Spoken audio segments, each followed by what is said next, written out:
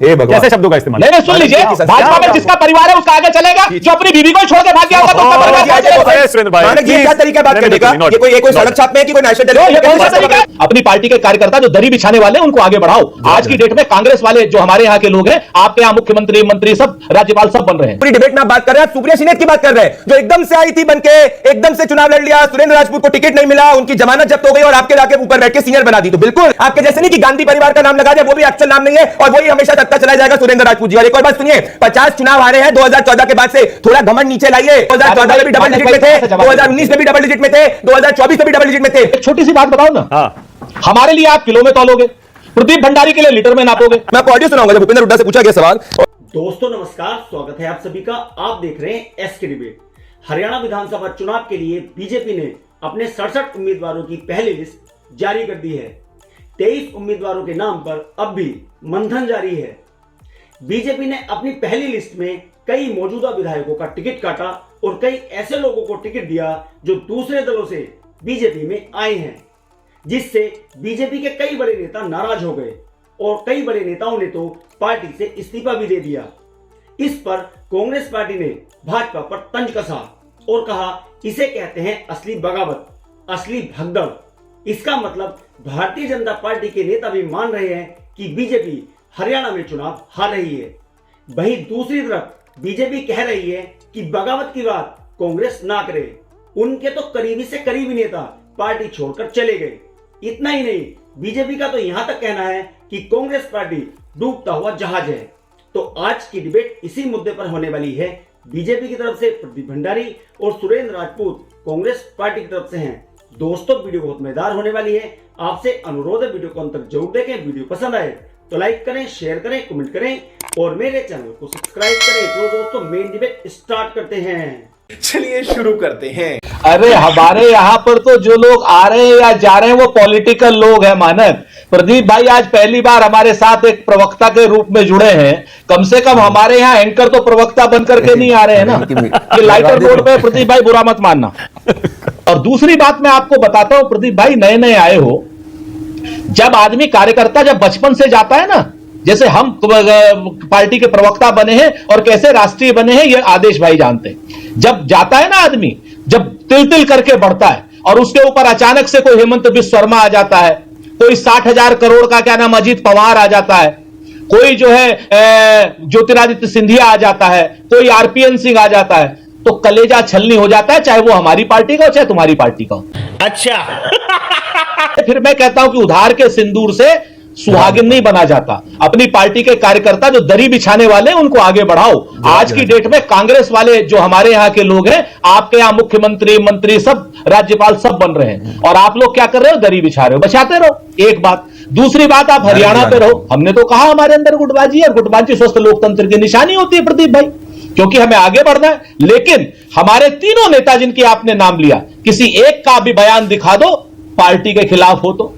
आप लगातार पिछले 10 साल की बात कर रहे हो, कभी ज्योतिरादित्य जी की बात कर रहे हो, कभी आरपीएन सिंह जी की बात कर रहे हो, कभी हाँ गलती हुई हमसे कैप्टन के उस पे, क्यों नहीं हुई? हम तो मानते हैं इस बात को। अरे बहुत बढ़िया, बहुत बढ़िया। यहाँ पर सब बहुत बढ़िया सुरेंद्र भाई, बहुत बढ़िया। कम से कम आज आप ये तो मान रहे हैं कि कैप्टन को हटाकर आपने गलती की पंजाब में। नहीं, हम आपकी औकात बता रहा हूं सर, बुरा नहीं मानना सर। कोई बड़ा व्यक्ति बौखला जाता है, उलझुल बातें करता है तो मैं बताता हूं, जरूर सुरेंद्र राजपूत जी जो पूरी डिबेट में आप बात कर रहे हैं, आप सुप्रिया सिनेत की बात कर रहे हैं, जो एकदम से आई थी बनके, एकदम से चुनाव लड़ लिया, सुरेंद्र राजपूत को टिकट नहीं मिला, उनकी जमानत जब्त हो गई और आपके जाके ऊपर बैठ के सीनियर बना दी। तो बिल्कुल मैं समझ सकता हूं सुरेंद्र राजपूत जानते नहीं। आज जो सुप्रिया सिनेत के प्रति आप निकालना चाहते निकालिए।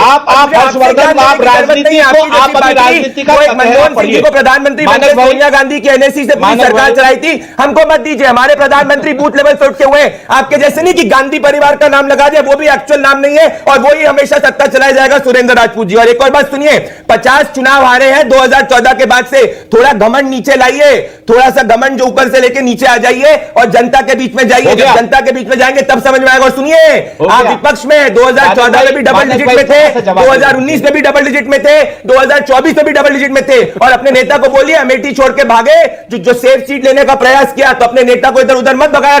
वोट बैंक सुरेंद्र राजपूत, सुरेंद्र भाई बोलिए जल्दी से। आप एक चीज समझ लीजिए कि उधार के सिंदूर से भारतीय जनता पार्टी सुहागिन बनना चाहती नहीं बन पाएगी। तुमसे ना हो पाएगा। बिल्कुल नहीं बन पाएगी। हमारे यहां आएंगे जाएंगे, हमारी पार्टी का तो चरित्र गुटबाजी का है, हम तो कहते हैं हाँ है, लेकिन आपकी पार्टी का चरित्र तो गुटबाजी का नहीं है। आपकी तो सभ्यता की, संस्कार की, तथाकथित क्या नाम राष्ट्रवाद की पार्टी है। आज की डेट में आपके यहां पर आपका नायब सिंह सैनी, जो मुख्यमंत्री अपनी सीट से लड़ने की हिम्मत नहीं कर पा रहा है, 80 साल के ज्ञानचंद गुप्ता को आप टिकट दे रहे हो, कह रहे हो कि नहीं 70 साल के ऊपर किसी आदमी को देंगे नहीं, लेकिन आप ज्ञानचंद गुप्ता को 80 साल वाले को टिकट दे रहे हो। आप हमसे जो बात कर रहे हो, कम से कम अपने उसमें झांक करके देखो, हम अपनी गुटबाजी को संभाल लेंगे। और है हमारे यहां गुटबाजी, आदेश भी बैठा हुआ, ये भी बताएंगे है गुटबाजी। और गुटबाजी तो स्वस्थ लोकतंत्र की निशानी होती है और कांग्रेस की रीढ़ है गुटबाजी। सुरेंद्र भाई एक सेकंड, देखिए गुटबाजी बिल्कुल सही है, सब पार्टियों में होती है, लेकिन सवाल यह है कि आप लोग संभाल नहीं पाते। सारा मसला ही यही है। कितने नेता छोड़ के चले गए, मैंने लिस्ट बताई आपको, आप संभाल नहीं पाते उनको। एक बात बताओ, वो बिल्कुल अच्छा मानक भाई, एक छोटी सी बात बताओ ना। हाँ, हमारे लिए आप किलो में तौलोगे, प्रदीप भंडारी के लिए लीटर में नापोगे। हमारे लिए तो आप पिछले 10 साल में जितने लोग छोड़ के गए, ज्योतिरादित्य सिंधिया, फलाने ढिमकाने, आरपीएन सिंह, ये सिंह वो सिंह, सारा आप बता दिया। हाँ।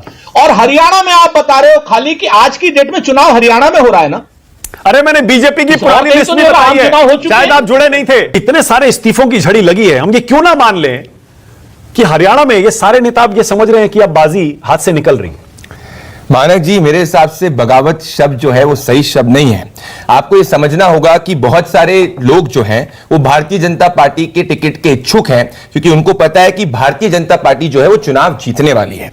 पर सबसे बड़ी बगावत या सबसे बड़ी गुटबाजी जो है वो कांग्रेस पार्टी में है। भाई मैं, आप मुझे बताइए, कांग्रेस पार्टी मानक जी आपने इतनी बार चलाया कि भाई एक तरफा हरियाणा के अंदर चुनाव जीतने का वादा कर रही है, ये कल तक ये कह रहे हैं कि भाई आम आदमी पार्टी के साथ गठबंधन कर लेंगे। मैंने सुना है कि भाई कोई मीटिंग हुई है जिस मीटिंग के अंदर शैलजा जी और सुरजेवाला जी जो है वो साथ में है, पर हुड्डा जी साथ में नहीं है। कांग्रेस पार्टी किस नतीजे से बात करेगी? क्या शैलजा जी, हुड्डा जी, सुरजेवाला जी आपको कभी भी एक स्टेज पे दिखे? क्या शैलजा जी भूपेंद्र हुड्डा का नाम प्रपोज कर सकती है सीएम? क्या भूपेंद्र हुड्डा शैलजा जी का कर सकते? नहीं। मैं आपको ऑडियो सुनाऊंगा जब भूपेंद्र हुड्डा से पूछा गया सवाल, और आप सुनिएगा अगर आपके इस पर चाहिए आएगा तो। तो उनसे पूछा गया कि भाई शैलजा जी जो है वो मुख्यमंत्री पद का उम्मीदवार बनना चाहती है, तो उनने एक व्यक्ति बोला तुम भी बन जाओ, तुम भी बन जाओ। तो जब इनके पार्टी के टॉप के उसमें सोनिया जी का एक गुट है, राहुल जी का एक गुट है, ये तो लिस्ट तक नहीं डिक्लेयर कर पा रहे। मुझे बताइए अच्छा, मैंने मान लिया, लिस्ट का है, मैंने मान लिया, लिस्ट का है आपने। सुरेंद्र जी मेरे मित्र हैं, पर वो शायद जानते नहीं कि उनकी डिजिटल कम्युनिकेशन की जो इंचार्ज है वो पहले मीडिया जगत में एंकरिंग करती थी, और मीडिया जगत में एंकरिंग करने के बाद महराजगंज से चुनाव लड़ी थी, उसके बाद हार गई थी। तो कोई भी प्रोफेशन से कहीं भी आ सकता है, यही लोकतांत्रिक प्रक्रिया है। और हाँ, हम राष्ट्रवादी पार्टी के अंदर आया हूं क्योंकि राष्ट्रवादी व्यक्ति हूं। अब इन्हें नायब सिंह सैनी की बात करी, कुरुक्षेत्र से चुनाव लड़े जीते, नारायणगंज से चुनाव लड़े जीते, करनाल से चुनाव लड़े जीते, और इस बार लाडवा से भी चुनाव लड़ेंगे जीतेंगे। तो नायब सिंह सैनी जो है वो पिछले कई समय के अंदर जहां से भी चुनाव लड़ते हैं जीतता है। यही भारतीय जनता पार्टी की बात है। सीट बदली क्यों है? अरे क्योंकि उनको हर तरफ से उनकी डिमांड है मानक जी। अगर आप अच्छी शो करेंगे तो आपको हर चैनल डिमांड नहीं करेगा कि मुझे मानक गुप्ता एंकरिंग करवा दो। अब भाई गुटबाजी इनकी है। आप सोचिए इस गुटबाजी से 14 का चुनाव हारे, हरियाणा में 19 का चुनाव हारे, लोकसभा का हारे, और इसको इतना स्वीकार रहे हैं ये। तो मैं पूछना चाहता हूं कि आपका मुख्यमंत्री का चेहरा कौन? Okay, alright, okay. Surendra Rajput बोलिए। अगर आपने डिलीवर किया होता तो आपको क्या नाम मनोहर लाल खट्टर को बदलने की जरूरत नहीं पड़ती, नायब सिंह सैनी को अपनी सीट बदलने की जरूरत नहीं पड़ती। नायब सिंह सैनी रहता केंद्र में, और आपका मनोहर लाल खट्टर 9.5 साल में मनोहर लाल खट्टर और 6 महीने में नायब सिंह सैनी। आप क्या नहीं समझते हो कि किसान आपको लाठी लेकर के ढूंढ रहा है, नौजवान आपको ओके। और आप अभी जहां पर अनिल विज है ना सर, सब 2 सेकंड सर, आप 2 सेकंड देखिए, जरा सा छेड़ा प्रदीप भाई को, देखिए कैसे प्रदीप भाई बम की तरीके। अरे सच्ची बात कर दी सुरेंद्र भाई, तो आपको घबराहट हो गई। रुक जाओ ना आप बीच में तो घबराहट हो गई। कोई बात सुन आपको सुप्रिया श्रीनेश जी का इतिहास नहीं पता। हर्षवर्धन जी की बेटी हमारे बहुत बड़े नेता। हाँ, तो बेटी के बेटा तो इन्हें कर दिया, इन्हें एक्सपोज कर दिया कैसे कांग्रेस। बिल्कुल, हम तो हैं परिवारवादी। अरे हम तो हैं परिवारवादी, आप लोग रणवे हो तो हम क्या करें? अरे कैसे लोग रहते हैं यार यहाँ पर? अरे कैसे? हम तो हैं परिवारवादी, आप लोग रणवे हो भाई। आप सीधी सी बात करो ना, ये भाषा नहीं ना। जिसका परिवार होगा उसका आगे चलेगा। राजनाथ सिंह का परिवार है, आगे चल रहा है। हे भगवान, कैसे शब्दों का इस्तेमाल? नहीं सुन लीजिए, भाजपा में जिसका परिवार है उसका आगे चलेगा, जो अपनी बीवी को ही छोड़ के भाग गया होगा तो उसका परिवार क्या चलेगा? अरे सुरेंद्र भाई, मानक जी, ये क्या तरीका है बात करने का? ये कोई सड़क छाप में है कि कोई नेशनल टेलीविजन ये कौन सा तरीका है? कर रहे हैं? मैंने कौन सी गलत बात कही? तीन तलाक पर आप बात करते हो। सुरेंद्र जी थोड़ा सा तैयार रहिए अगला सुनने के लिए। अगर गांधी परिवार को चोर उचक्का कहेंगे प्रदीप भंडारी तो याद रखना भी बहुत सुनना पड़ेगा, इसीलिए जनता ने आपको बहुत सुनना पड़ेगा। 2024 में हराया। अगर गांधी परिवार के ऊपर हमला करोगे तो बहुत कुछ सुनना पड़ेगा। कैसी भाषा में प्रयोग कर रहे हैं? तथ्य नहीं बोल रहे हैं। मजा आया। देखा दोस्तों, आपने प्रदीप भंडारी और सुरेंद्र राजपूत दोनों को सुना। आप किसकी बात से सहमत हैं? दोस्तों, वीडियो को लास्ट तक देखने के लिए दिल से धन्यवाद। और वीडियो के बारे में आपकी क्या राय है कमेंट सेक्शन में कमेंट करके बताएं। और अगर वीडियो पसंद आई हो तो लाइक करें, शेयर करें, कमेंट करें और मेरे चैनल को सब्सक्राइब करें। तो दोस्तों, मिलते हैं अगली वीडियो में। जय हिंद, वंदे मातरम, जय श्री राम।